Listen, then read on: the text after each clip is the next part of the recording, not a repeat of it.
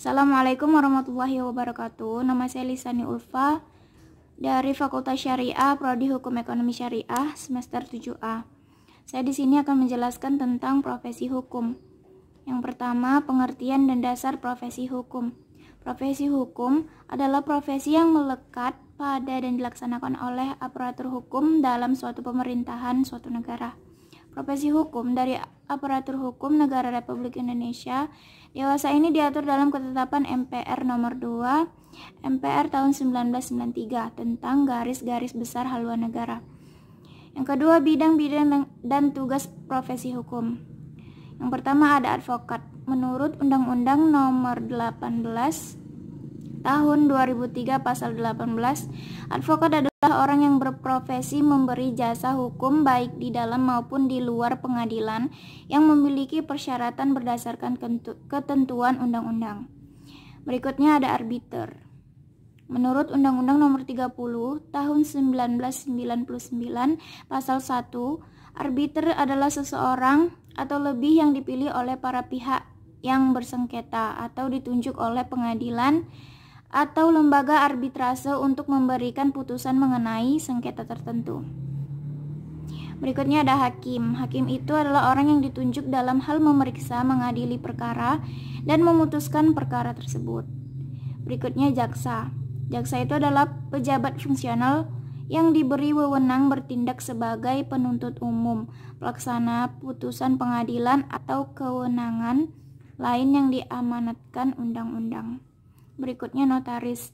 Notaris itu adalah pejabat umum yang berwenang untuk membuat akta otentik dan kewenangan lainnya yang dimaksud dengan Undang-Undang nomor 30 tahun 2004 tentang jabatan notaris. Kemudian polisi. Polisi tugasnya memelihara keamanan dan ketertiban masyarakat, menegakkan hukum, dan memberikan perlindungan, pengayoman, dan pelayanan kepada masyarakat. Nah, berikutnya nilai moral profesi hukum. Yang pertama, kejujuran. Kejujuran adalah dasar utama. Tanpa kejujuran, maka profesional hukum mengingkari misi profesinya sehingga akan menjadi munafik, licik, dan penuh tipu daya. Yang kedua, otentik. Artinya menghayati dan menunjukkan diri sesuai dengan keasliannya, kepribadian yang sebenarnya. Yang ketiga, bertanggung jawab. Yang keempat, kemandirian moral. Tidak mudah terpengaruh atau tidak mudah mengikuti pandangan moral yang terjadi di sekitarnya, melainkan membentuk penilaian dan mempunyai pendirian sendiri. Kemudian, keberanian moral. Kesetiaan terhadap suatu hati nurani yang menyatakan kesediaan untuk menanggung resiko konflik. Nah, yang keempat, yang terakhir itu sikap yang harus dimiliki pengemban profesi hukum. Yaitu yang pertama, sikap kemanusiaan. Yang kedua, sikap keadilan yang berorientasi pada nilai-nilai kemanusiaan.